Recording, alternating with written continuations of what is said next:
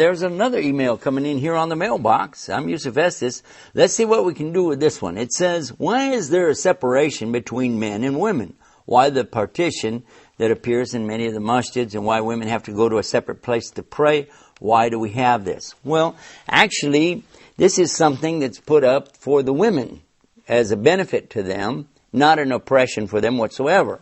You see, in Islam, women are taught to dress conservatively. Many of the women like to even cover their faces. Some women are having children, babies with them. And when they go to the masjid, it gives them a place of privacy where they can remove the outer veil if they'd like to. If they would like to nurse their babies there would be nobody to watch it, and that would be good, and they would be safe there from people staring at them. If a woman walks through a masjid or something, though, there's nothing wrong with this. People used to do it even at the time of the Prophet Muhammad, peace be upon him. But in those days, they didn't have the incandescent lights, they didn't have fluorescent lights, and so with the torches and things that they used, and the women only came in the dark time. In other words, they would come at night, at Maghrib or Isha or early morning at Fajr before the sun came up.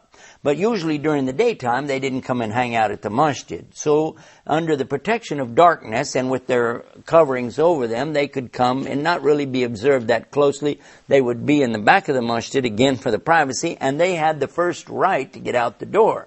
Because after the prayers, especially in the morning, Prophet Muhammad, peace be upon him, used to sit facing forward and wait for the women to leave out the back before he would even turn around.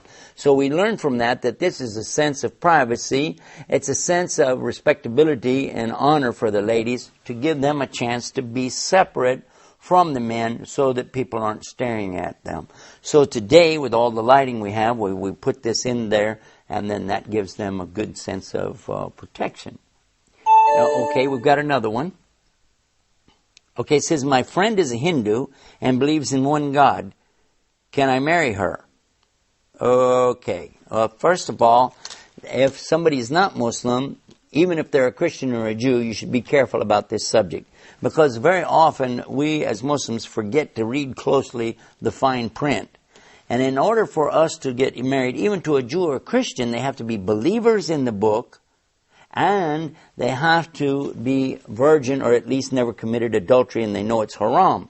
In the case of the Hindu, though, in saying they believe in one God, I would encourage you to teach them more about the real one God, Allah, and then if they would like to accept that premise that there really is only one God, and He's not everywhere, and He's not everything, as the Hindus believe, then perhaps you'll be able to make some headway. If she accepts Islam, certainly you could get married to her.